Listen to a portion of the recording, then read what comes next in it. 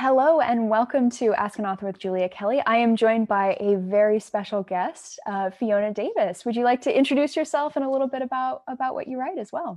Sure. Thank you so much for this. I'm very excited to chat with you. So I write historical fiction set in iconic New York City buildings, like the Barbizon Hotel for Women or the Chelsea Hotel. And my newest book is called The Lions of Fifth Avenue. Here it is. And it is set at the New York Public Library in two time periods. And all of my books tend to have two time periods and an element of mystery that really drives the story forward. And so I can give a little background on Lions if you feel like. Yes, please. My apologies.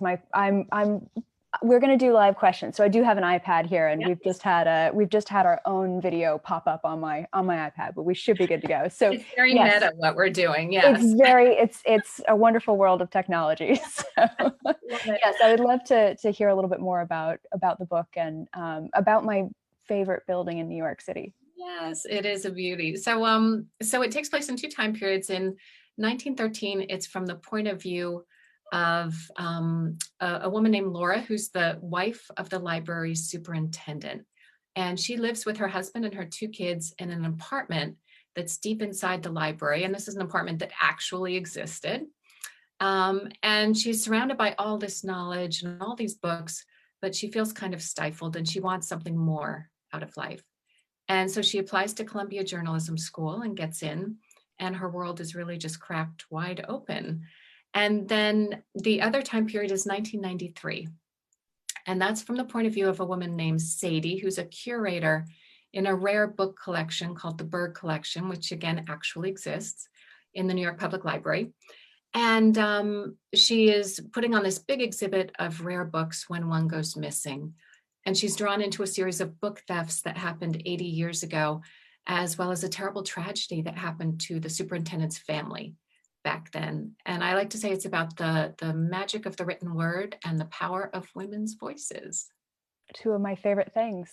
Yeah. So you have a dual timeline. You have a mystery and kind of mysteries layered on top of each other. Where did you start with coming up with the concept for this book? I always start with just doing the historical research. So finding out about the construction of the building, the history of it. And I go out and I try and interview real people who are experts in either the era or the building. And so there's an architectural historian I always go to named Andrew Alpern. And he's in his 80s and he's a brilliant man. He knows everything about the history of the city. And before I pick any building, I go to him and take him out to lunch. And so I said, I was thinking of the New York Public Library, and he started talking about book thefts, which fascinated me that these rare books go stolen. And keep in mind, the New York Public Library isn't a circulating library. You can't take books out. It's a research library. Everything stays in, and that's why they have things like the Berg Collection, which are full of really, really valuable manuscripts and first editions and diaries and that kind of thing. And they're really valuable.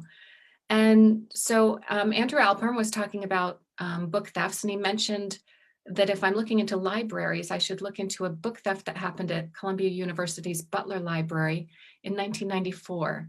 And that's where a thief stole $1.8 million of rare books over the course of 3 months, and no one could figure out how he was getting in and out. Mm-hmm. And it turns out that Andrew knows the head librarian at that time, which was a woman named Jean Ashton.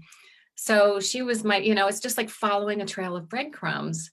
And I was able to interview her and get some amazing background on what it was like and what it was like to go before the judge and ask for a harsher sentence after they eventually did catch the thief. And just what a true literary hero she was. And so that's really what I do. It's like following breadcrumbs. And suddenly I have an idea, what if there's a book theft? And then, what if, when I learned that there was an apartment in the library, which these days is offices and storage, but back then was this beautiful 4-bedroom apartment right in the heart of the building. And so as a historical fiction author, you see something like that and you're like, oh yeah, what if I put a family in that apartment? And then what if there's a book theft? And then suddenly you have a story. Mm-hmm. Absolutely. Well, it's funny that you mentioned the apartment, which I think is one of those things that people always sit there and say, "Really, in the New York Public Library?" I remember first learning about that and thinking to myself, I really need to remember that because one day I'll use that in a book. And then I saw this and I thought, oh no, You she do beat me it, to it. yeah. And it makes complete sense that she's the one who's writing this book too. But can you talk a little bit about reconstructing that world, because there's so much rich detail that you've put into describing this family's life and then also what that physical space looks like, which I think is a characteristic of all your books, because you do center your narratives around historic landmarks in New York. Yeah, and you hope that, if you do the research, they almost become like another character in the book. And yeah, so for the New York Public Library, luckily the communications department there were so helpful when I reached out, and they gave me a wonderful behind the scenes tour. You can take a tour of the rest of the library. They have docents who give tours that Mhm. are incredible and really valuable, and take you all through the building and the reading rooms. And but this behind the scenes tour, I was able to get a look at the apartment, which, has these huge windows. It overlooks a courtyard. So it's not outward facing, it's inward facing. And it's kind of two sides of a courtyard with these huge windows, and the bedrooms ran along one side and then the living space along the other. To get to it, you have to take this kind of secret staircase I and love take it. you to this mezzanine level. And it's that kind of detail when you can say, there's this small staircase and it's off of this, and imagine what it would have been like for a family to live there. That makes it so much fun. And really the key was finding this article in the New York Times from 1941 about the retirement of the superintendent. So he lived there for 30 years. He raised three children there. His daughter was born in the library. Oh, wow. They talked about how the son used to raise pigeons up on the roof, and how the kids would play baseball using books as bases until they got in trouble. And there Of was a course. ghost in the basement. Like there was so much in that one article to feed my imagination. It sounds like a wonderful, wonderful resource when you can find something like that and then layer on also first person account, when you're looking at the 1993 story and talking to somebody who's an architectural historian. I mean, it's just a treasure trove of things. And then I imagine the narratives start to ping from there and you figure out what would this family actually do and who would be in this situation. Yeah, exactly. And part of what I do is go back. If I knew I wanted to set part of the book in the 1910s, because that was very soon after the library opened. It opened in 1911. And I thought that would be kind of an interesting time to play around in. And I started doing research and learning about how women were really embracing their power at that time. And there was something called the New Woman, which was women who were talking about birth control, which no one talked about before then. They were talking about the right to vote, of course, and Mhm. women's rights. And, maybe a woman should keep her maiden name, which was just considered, like just an absolute nightmare. It would just tear apart the fabric of society if people did that. And Of course. and right. And so I was just stunned by all that. And then I learned that that Columbia University's journalism school opened right around then in 1912. And I thought, wow, what if I do it from the point of view of the wife of the library superintendent who's living in this library, but she wants something more. She wants financial independence. She wants to, in the very first scene of the book, she walks by a beggar begging on the steps of the library and wonders, you know, wow, I have nothing, other than a husband and a family. What if I end up like that? Like, what if something terrible happens and I end up, begging for money? And and so she decides to go to Columbia Journalism School. And I had gone there in 2000 and gotten a master's degree there, which I had an amazing time at. But Laura's trip to Columbia University was her time there was very different from mine, because there was, of course, rampant sexism at that time. And so, the female students were sent to cover, orphanages or crying children on the streets, and the men got to do the murders and the political, background or whatever was going on at City Hall. And it was really unfair. And the professors were really tough. There was one, according to a history that I read about it, which was fascinating. There was one professor who had kind of troll the halls of the school looking for women whose skirts were too short or who were, possibly being indecent, Right. because the idea of men and women together just, was too much for him to handle. God And forbid. so, yeah, and so I made that part of the story really from the realistic point of view of what it would be like to be a woman student at that time. Now, luckily for me, when I went in 2000, it was completely different. It was, amazing. There were so many male and female mentors there. And just to show how far things have come, when Laura goes to the J School, it was 15% women. And today, the Columbia Journalism School is 75% women. I was So, gonna say, so I'm also an alum of the Columbia Journalism School, yes, and I'm yeah. sitting there thinking to myself, I think there were 3 men in my television class that I was in 2008. So it's a completely different world compared to what it would have been. But I remember learning about those first women who were in the first classes of Columbia, and I mean we throw around the name, the word pioneers a lot, but they really were. I mean, this was a completely unique experience for women, and the fact that it was an open application for men and women really was a really big deal, even if they were not treated equally when they actually got into the classes. Right, right. And it was so much fun having walked those halls Hmm. to imagine what it would have been like for those early students, and Absolutely. what were the stories they covered. And to do that, by the way, there is I was kind of going through old New York Times magazines from that time period to see what sort of story they might be sent to cover. Because if you remember, we were often sent to cover stories that were breaking around Absolutely. New York City, which was so much fun. And I found one story that was all about how this women's hotel downtown in Gramercy Park was going to ban butter and like cotton mattresses. They would have to be, it was all about weird, just this weird thing of, okay, women shouldn't eat butter. We're going to ban it from our hotel. So I sent Laura down to cover that story, which was, Yeah. and just the ludicrousness of the world back then. Absolutely. Well, looking at the ludicrousness of the world through the lens of Columbia Journalism School, and then also kind of going further downtown, can you talk a little bit about the world that Laura is entering into? I know you said this was a time of a huge amount of change for women. Can you talk a little bit about how that plays into the story? Yeah, sure. So I was reading a book on the 1910s in Greenwich Village, and just what an interesting time that was for that particular part of New York, which was very forward. So people were gay and lesbian and completely out walking the streets, which we think, well, that only happened in the 60s and 70s, but no, in the 1910s, there was a freedom to be who you were in Greenwich Village that was embraced by everyone. And that surprised me.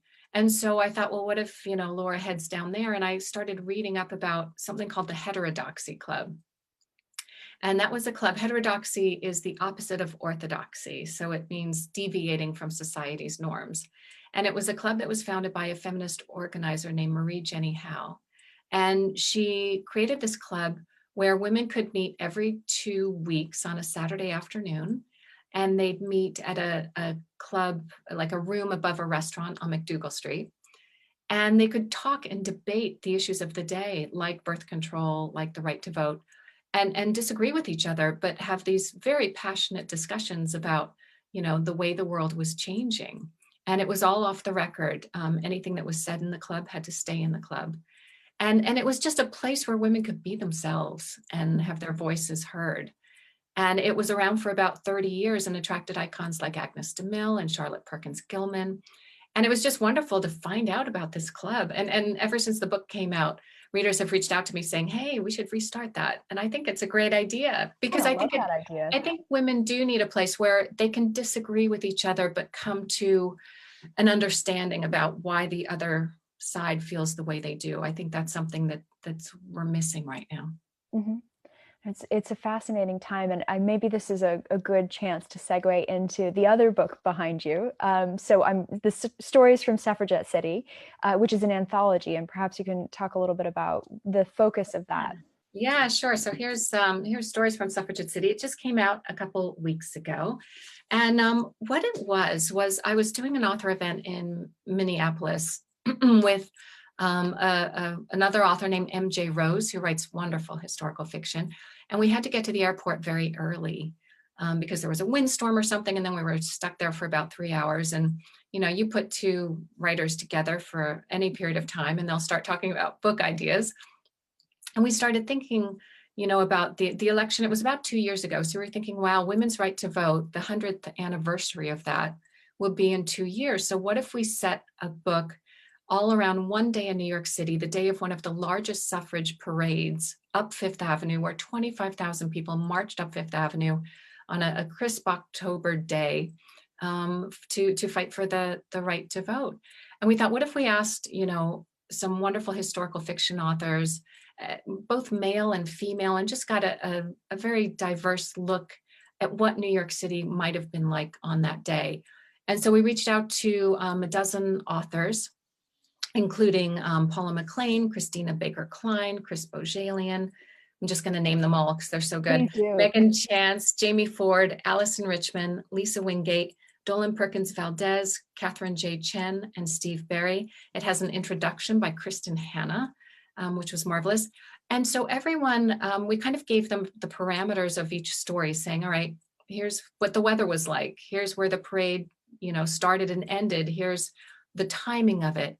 And here's some research to look at. And everybody responded with these wonderful stories from very different points of view: fictional characters, non-fictional characters. You have Ida B. Wells Barnett, you have Alva Vanderbilt Belmont, you have an Armenian immigrant, you have an Irish immigrant, rich, poor, old, young, and it worked out so beautifully. We could have never expected it as we started getting the stories in and realizing what a wonderful compilation they were. And that came out a couple of weeks ago and has just gotten a wonderful reception, especially because now we're talking about the right to vote, Mhm. and women's rights. It just feels like it's very much of the moment. Very, very timely, and I imagine quite powerful also when you take a moment to reflect on what that would have looked like it was 1915, right, that this Yeah, march happened? yeah, And I've seen photographs from these marches. It's really incredible because in some cases it's rows and rows of women in white gowns, and it's the full length gowns. It wasn't, the 20s had not hit yet with the shortening skirts. And it's really amazing to think that this is sort of one of the things that propelled the right to vote forward. I'm delighted by the idea of it, and I'm really looking forward to reading those stories. Perhaps you can talk a little bit about your particular entry for the book. yeah, sure. So I chose Alva Vanderbilt Belmont for the book, and she was a woman who was just incredible. She had a very scandalous divorce during the Gilded Age from her first husband, and divorce was not done then, and she initiated it. So it was, very, very crazy of her to do that. And then she married again, and after her second husband, who she was madly in love with, died, she really threw herself into the suffrage movement and founded organizations and financed them and did everything she could to make sure women had their voices heard. So, for example, she had one of those mansions in Newport, and she opened it up to the public for a fee in order to raise funds for the movement, which, of course, just scandalized all her neighbors. I'm And sure. she opened luncheonettes where people could come and have lunch and learn about the suffrage movement, and all the plates and napkins and everything was all imprinted. She was like a PR maven who knew how to brand, way before we had those terms. And but what I found really interesting about her was she was in I think her 60s at that point as these parades were happening, and she felt the parades were a terrible idea. The idea of women walking the streets was just, too much for her. And in the early parade, she pretended to be sick, or she had her chauffeur drive her up the parade route. Right? She would not step foot. And then she finally did, and talked about just how terrifying it was for her. So my point of view was her making that decision and how she made that decision to walk in a parade, and kind of what she goes through. It's the very last story of the book and kind of wraps some of things up. We have a young girl go missing in the second story, and she's peppered through some of these stories. So Grace, her name is, she pops in and out. And in my story, she and Alva Vanderbilt Belmont meet. And it's about the old generation and the new generation and looking forward. Oh, wonderful. I love the idea of taking one day and having a snapshot of so many different perspectives. So I'm thrilled about getting to read that soon. And I'm seeing on the comments here too that other people either have already purchased it and are looking forward to reading it or have read it. So yeah, this is wonderful. Well, perhaps we can start with answering some questions if that Yes, works for you. sure. Absolutely. Okay, so let's see. Some of these are a bit more future looking, so maybe we'll start with Yeah. some of the ones about your current work. Sharon wants to know if you have any pictures anywhere to show what the apartment looks like. Were you in the New York Public Library? Were you able to reference previous photographs when it was actually an apartment? And obviously, you had your tour as well, but it would have been office space and been converted at that point. Yeah, unfortunately, I could not find any photos of what it was like when it was an apartment, and the library had none. I went through all their archives and tried to find something, so they didn't have that. But it's funny. Up on my Facebook page today, it's Fiona Davis, author. I posted a story that a someone I can't remember the name of it, but they'd done a whole article about the old superintendent apartments of the New York City libraries, because most of the libraries had them, because you need someone on site to feed the boiler through the night. Oh, of And course. so I didn't that's why realize the that. superintendent lived there. And so, in fact, so if you go to my website, to my Facebook page, you can see an article with a lot of old photos, and they had some beautiful details. They were beautifully done. These are all now kind of abandoned and falling apart. But it's a wonderful image of it. And then another way to kind of learn of an account of one of the apartments is there's a wonderful audio book called Feeding the Dragon by a woman named Sharon Washington. She's a wonderful actress, and she grew up in one of the apartments on the Upper West Side, and her father was the superintendent. And she wrote a wonderful one-woman show that's now an audiobook about what that was like. So that can provide a little more info as well. But yeah, I'm afraid there's no photos of that actual apartment. Well, that's interesting because I know with the Chelsea girls, that the Chelsea Hotel is such a landmark and such a bohemian icon. And there are books that have reproduced photographs of all those fabulous apartments, which I can't even imagine what some of those places that you described in that book would have been like. They just sound cavernous compared to my New York City studio apartment.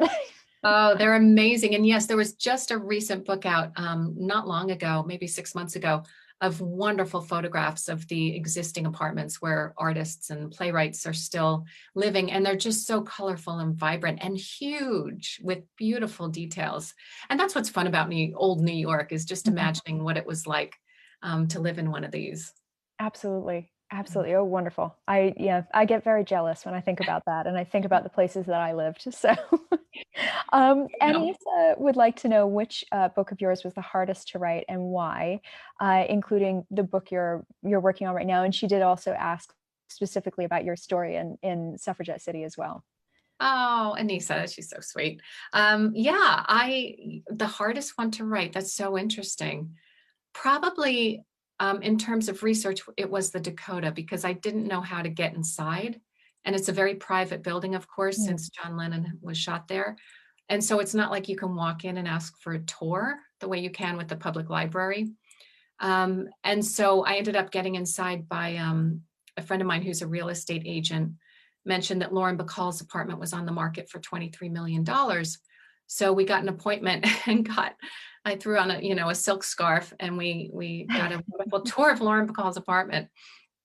And later I did get to know someone who lived in the building and got a full tour from the basement up to the maid's rooms.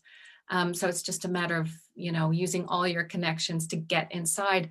And so for me, that's the key, because I can't know what a building's like unless I've been inside it. You really need that to get a sense of the space and the emotion of the space. So probably the Dakota was the toughest one there. Okay. It really makes a big difference in terms of building that atmosphere in that world, right? Having actually stood in it. I find that to be the case for myself as well. And you can do a lot of research and, read a lot of accounts and things like that, but there is something different about actually standing in a physical space and experiencing it. It It's also makes for good true. research trips. Yes, yeah. And even with the lines of Fifth Avenue, in the 1990s section, I have the librarian going to a punk club called CBGB's, which is now shut down. But, I could draw on having gone in there a couple times of what that's like to be in this club that's kind of dark and loud and full of sweaty people. And Famously um, grungy. yeah, famously grungy. That's it.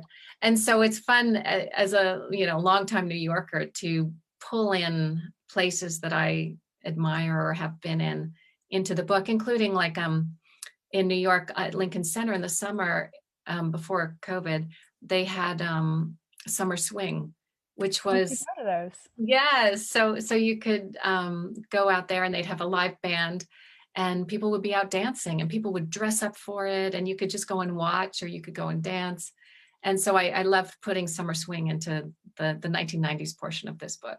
Yeah, it really, hopefully it will come back Yeah, post-COVID. It's a great, great it event. And definitely it's sort of one of those things where everything is hot and sweaty in New York during the will. summer, but seeing everybody, out and dancing and in the air, and it just, there's something about it that just feels exciting and energetic. And I think when people think of New York, they think of that energy and all of that, kind of something always going on around the corner.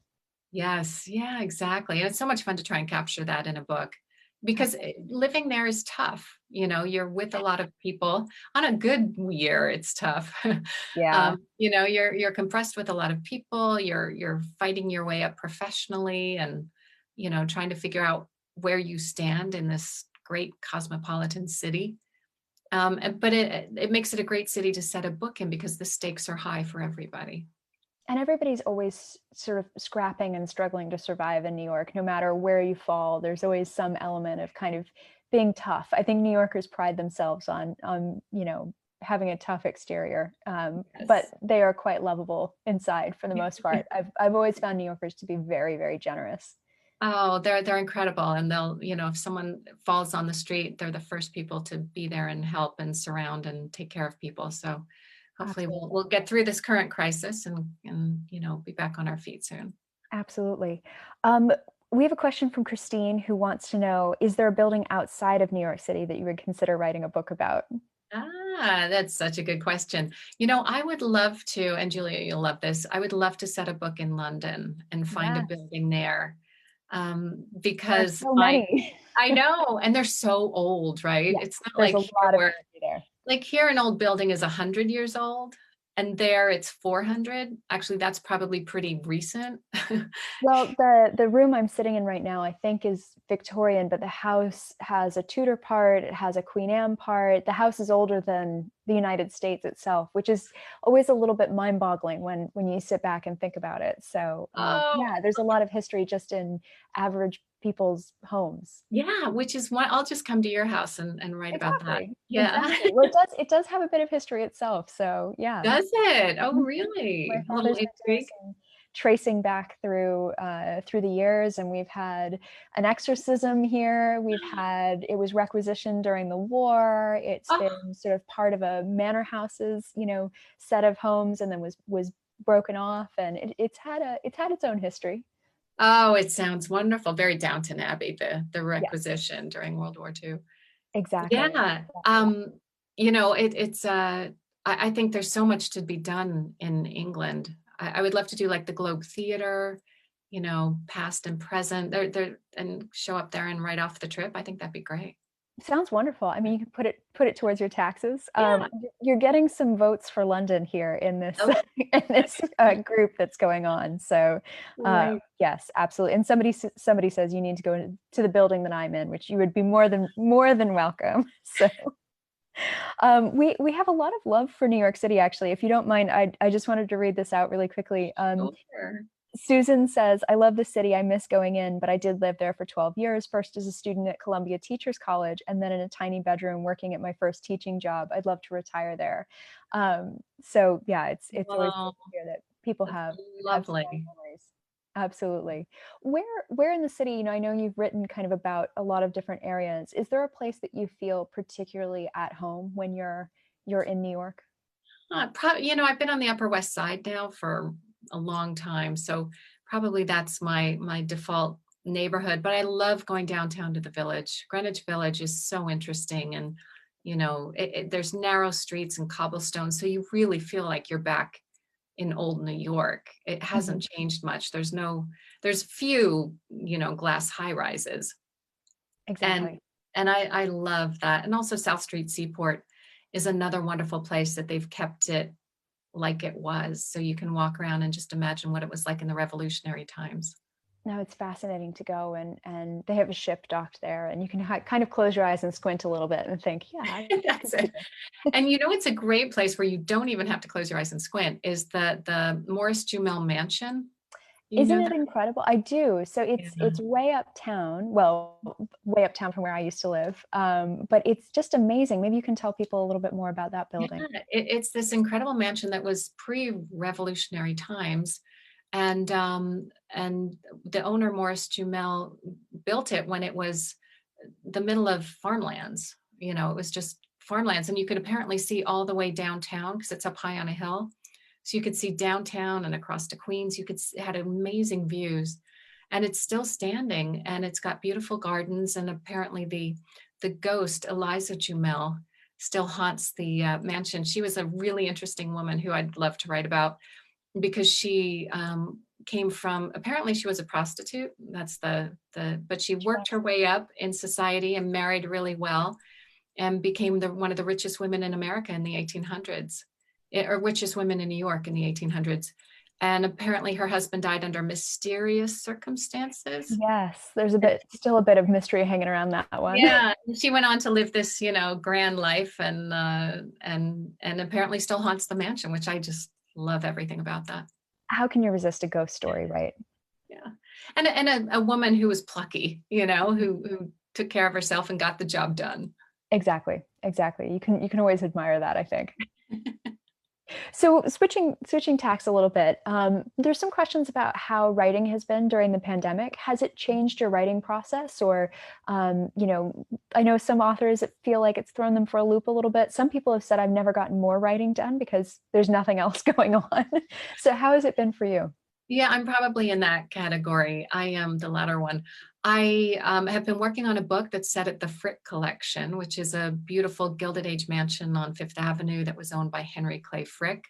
Mhm. And he lived there with his wife and adult daughter. And after his wife died, it went to the city, and everything was kept intact. The artwork, which was extensive, the furniture. And so I love the fact that it's a museum and a residence. And I was lucky enough to start work on that back in January. And I got a great tour of the building, so I could see kind of what the basement was like and the floors where the public can't go. And then we went under lockdown.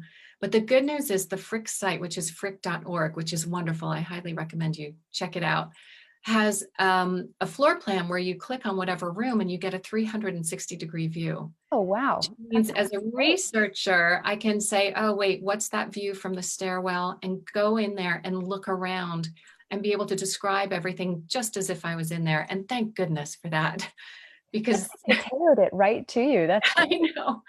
I know, and they've been wonderful and really helpful. Even in lockdown, I've been working with the archivist and seeing some of the archives that they have about how the house was run. And so for me, that's been okay. What I miss is I really miss going to see theater or movies or music and getting your mind off the manuscript Mhm. and thinking about something else. And that's when kind of inspiration tends to strike. If you're watching a play and you're thinking, wow, how did that playwright pull that off? And then suddenly you're like, oh, that'll fix my problem in, the book right now, that plot twist that's not working. And so I Exactly. miss those creative inspirations that are not Netflix. Yeah, somebody once told me about 3, 4 months ago that they thought they'd reached the end of Netflix, which I don't think is actually possible, but I can understand the feeling. Right, they've run out of Netflix. Yeah. Exactly, exactly. It's funny that you mentioned, sometimes when your brain is on something completely different, that will be the moment that something clicks into place. And I feel that way also about, when people ask about research and how do you research, and there's always upfront research, there's always research while you're doing the book, all the way, for me at least, all the way till you get to the stages where your publisher says you're really not allowed to change things unless it's a Yeah. typo. Um, but then there's sort of the pool of research that's just information coming in for the enjoyment of it because you're curious, and that I think is where some of the best things come about, because it could be 2, 3 books from now, but that idea had a little seed planted ages ago, and suddenly it's become something that's central to the book that you're working on. You're right, because as you're doing this research, it's like little seeds popping up from things that, well, I can't use this in this book, but boy, is that fascinating. And then, Exactly. you follow that rabbit hole in a year or so and you have another book. Yeah. Absolutely. Absolutely. Would you, I realize that this is a bit of a loaded question for an author, but would you mind describing kind of what a normal writing day for you is, in as such as you ever get a normal writing day? Yeah, sure. Yeah, so like today I'm editing a draft of the book that's set at the Frick. So, I have a chapter. Hopefully I'll get through two in terms of going through it and just making it work. Catching plot issues that aren't working, adding more internal thought where I feel like I've not gone deep enough into whatever the character is thinking or feeling. And so that I usually tend to do that kind of work in the morning, whether it's coming up with a new scene or, editing a current draft. And then the afternoon is a lot of administrative stuff. So, for example, I have your talk now, and then later we have a talk for Suffragette City at 7. And then in between that, it's answering emails and just dealing with the business behind it, which, is fascinating. It's the And, part that nobody tells you about when you say, I'm going to write a book, and a published author says, that's great. Let me know if you need any help. And I think I didn't know to ask what the business side of writing would be like. yeah, and the A lot of social email. media, yeah, the social media part of it, where you need to be posting and interacting with your readers in a way that feels authentic and not just, well, here's my book, buy it. You want to really engage with them. So like putting up, finding that wonderful article about the apartments, which my boyfriend's brother actually found and sent to me, and thinking, oh, that's perfect, and then putting that up. So because readers want to know the facts behind the history, and sharing that is a perfect way to engage on social media without feeling like you're, jumping up and down saying, hey, buy my book, which, it's fine for pub week, but after that it needs to calm down. Exactly, exactly. I'm very impressed that you have your extended group of people around you sending you articles, though. This is the dream right here. So my family's not very far away in another room, so I hope they hear this. Yeah, they're always on the lookout. It's fantastic. And there's always fun tidbits coming up, which is great to share. Exactly, exactly. Well, sort of related to that, Sharon wants to know how other families and how other members of your family kind of deal with your writing schedule, or don't deal is perhaps not the right word, but handle your writing schedule, and if they're just used to it, if you had to sort of sit everybody down and have a conversation, how does that work for you guys? I have to say, I started writing right after I got divorced. So it was about 5 or 6 years ago. And so I was living alone. I don't have kids. My time was mine to do Hmm. whatever I want with, and I highly recommend it. That's what I do, so I'm It very was much with you. right. And so you have all the time after, taking care of other people for a long time, you suddenly have all this energy just to put into whatever you want to do. And that was a wonderful jumping off point. Now I live with my boyfriend, who it turns out is also a writer. He writes thrillers. Hmm. Um, and so it's all good because we both understand there are days that you just have to, you know, disappear and work. And then there are days when you can meet for lunch and run ideas by each other about, well, I was thinking about that. I'm stuck here. What do you think? What's that word? I can't think of that word. And having someone like that to share that journey with is great. And in fact, both our books published on the same day Oh, in August wow. this year. Yeah, we had book That must birthdays. that It must was have been wonderful and a bit mad at the same time.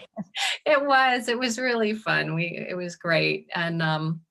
And so yeah, in fact, I think that's the perfect setup for a writer, is to be with another writer, because they do understand that there are some weeks that are really heavy and some weeks that, you're taking a break and you just need to go off and do different things and take your head away from the manuscript.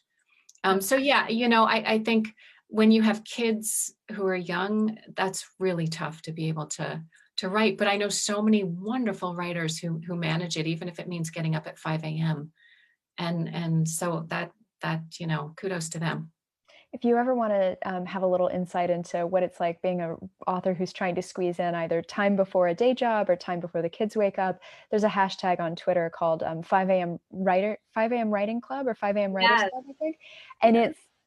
it's kind of hilarious because obviously I'm in the UK, so I see everything when it's 10 o'clock in the morning for me. But all these tweets will be flying by with these very poor coffee deprived people trying to get up and get going. And I have a lot of admiration for that. I did that for one book because I had to, Wow. and I've never been able to sustain it again. So I'm not naturally a 5 a.m. writer, but I do No. know people who can do that and do it very well. Yeah, yeah. And it's just a matter of really getting your butt in the chair, isn't it? Even if it's not a good writing day, or if feel like you're banging your head against the wall, if you just do that enough times in a row, you end up with a book, You you end up do. with a manuscript. Yeah, and that's the thing about the first draft, right? It's a book. It's not the best book, and it's not the book that most people are going to see, but that doesn't really matter because it can always be edited and worked with. Yeah, and my advice whenever anyone asks me about getting it through a first draft, I always say don't look back. And some authors do, and it works for them. But for me, if I look back at what I wrote yesterday, I'll just spend all day editing it. And for me, I need to get the first draft down quickly so that A, I get to know the characters, and B, I can see if that mystery element works, if the plot twists will work as you're intertwining two different timelines. And I can't know that until it's all done. And so I may have to go back and finagle. So what's the point of prettying up, chapter 3 when I may have to take chunks of that and move it around and switch it? So and for me, I don't know about for you, but when you're done with that first draft, it's such a feeling of accomplishment. Absolutely, absolutely. And I'm the hoping to finish. hurdle's over. Yeah, exactly. And I prefer editing over drafting. Me too.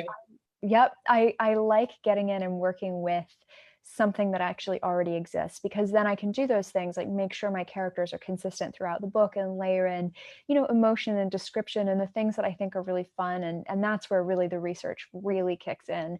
And I enjoy that side of it. So actually this Sunday I'm fingers crossed, going to be done, hopefully, with the draft that I'm currently working on, which is a first draft. And I know there's going to be a feeling of relief when that happens. So, Yeah, it's definitely a night for a glass of wine. And I have to say, give a shout out to The Last Garden, which is your book oh, thank coming you. up. When does it come out? Next year? It comes out January 12th. Yes. So it's both Yeah, very far away and very close. because I was able to get an early. It is a wonderful, beautiful, beautifully written book, and it's so vivid in my head, even though I read it months ago. So I'm very excited for that to come out and talk about. I mean, that's pure, beautiful historical fiction. Thank you. I'm really excited about it, and I'm hoping that readers will be excited about it too. So I know a lot of pandemic gardeners, so maybe that will click in and people will Oh, find something to relate to. it's perfect timing. You're right. It really Exactly. is. Exactly. So we'll have to see about that. But yes, thank you so much. That's lovely to hear.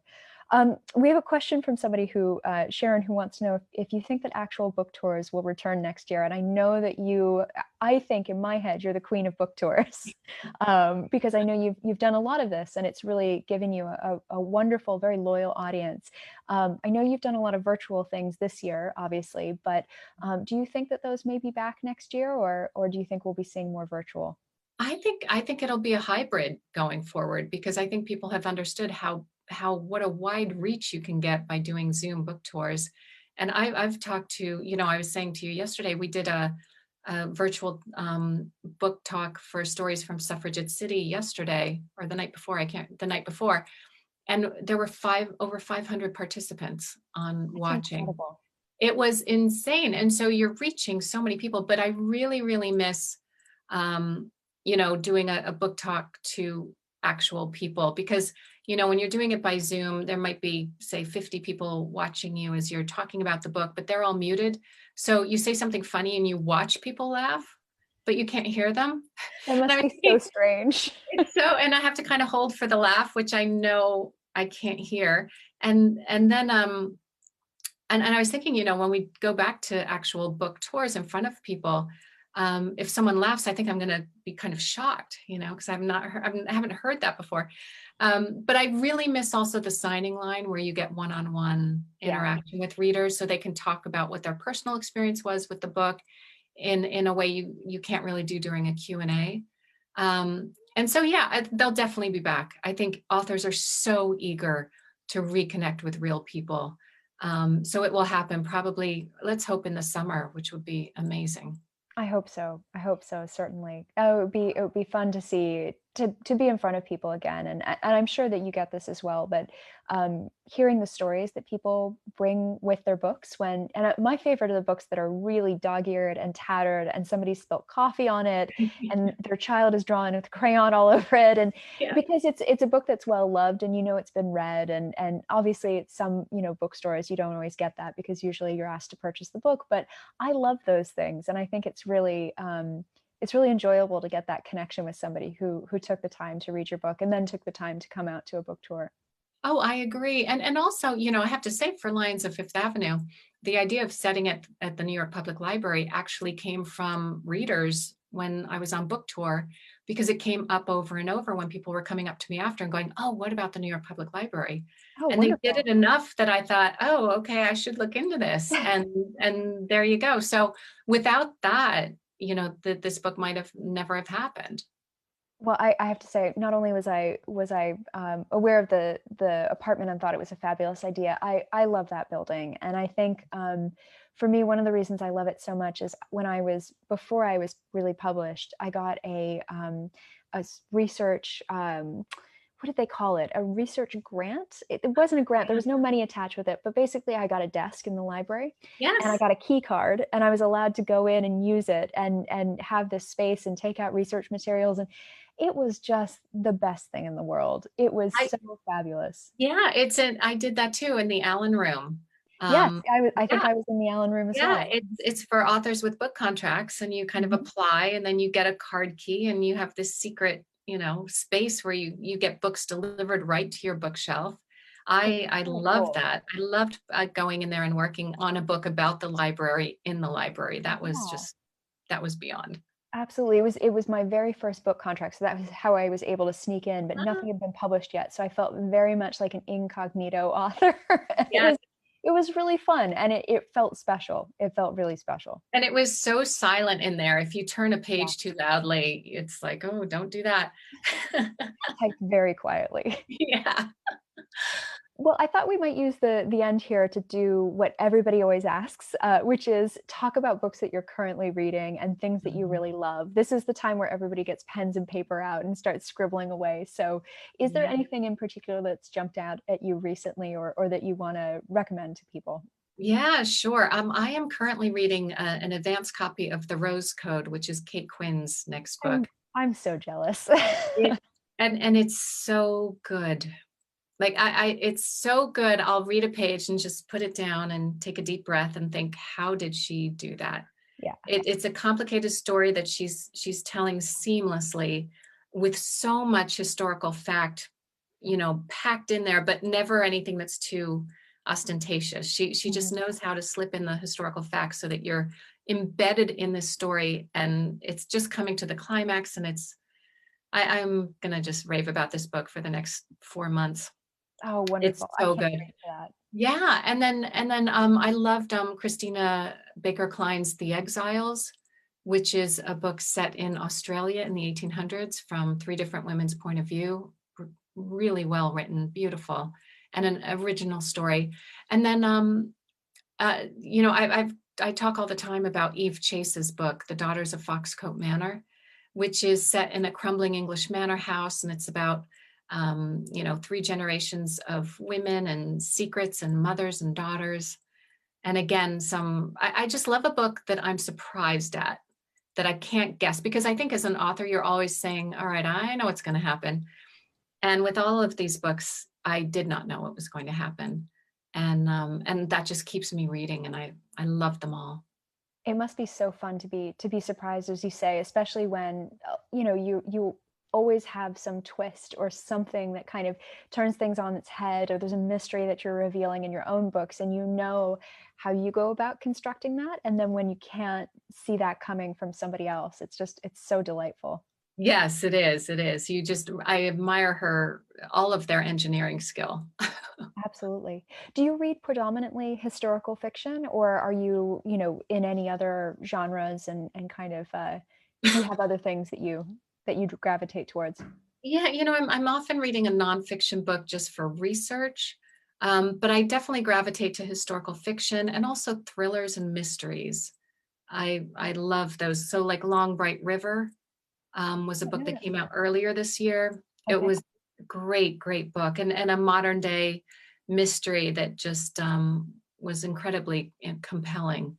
So I tend to veer back and forth with those genres. I don't tend to do, science fiction or a wonderful book that just came out was The Invisible Life of Addie LaRue. I've Um, heard great things about that. I haven't the read it yet. Schwab, yeah, yeah, that's a great one. It's really long. Um, I think it's 400 or 500 pages, and just great. And that's something where she's a fantasy writer who's wildly successful. Mhm. And just, had been working on this book over a period of 10 years, and it's not her normal book. And she was worried her fans would be upset, that she Oh. changed genre, but it's just been embraced. It's wonderful. Oh, good. I've heard that called a Sunday book before. There's sort of the book you work on during the week and the book that you Ah, reserve for yourself on Sunday. And sometimes those books make it out into the world, and sometimes you just write them for the sheer joy of writing them. that's a great term. I love that. Yeah. Yeah. Wonderful. Well, perhaps you can tell everybody where they can find your books, and if they want to go ahead and read more. And I know you have some appearances as well, so maybe if you could point people in the direction of where they can find those too. Yeah, sure. There's a number of things coming up, both for Lions of Fifth Avenue and for Stories from Suffragette City, and they can be all found on my website, which is fionadavis.net. And the events page there has them all listed. And I also have a page for each book with kind of a background Q&A from the author, and also book club kits can be found Wonderful. there, which is fun if you're doing a book club. Wonderful. And I know a lot of people do, and historical fiction is always high on the list. So that's Yeah. great to know. Wonderful. Well, thank you so much for doing this. I really appreciate it. And I know we've had a lot of great comments. So we really appreciate the questions and comments as well. A lot of New Yorkers who either Oh, live there now or lived there previously have come up in the comments and talked about how much they love the city. So it's always good to see that.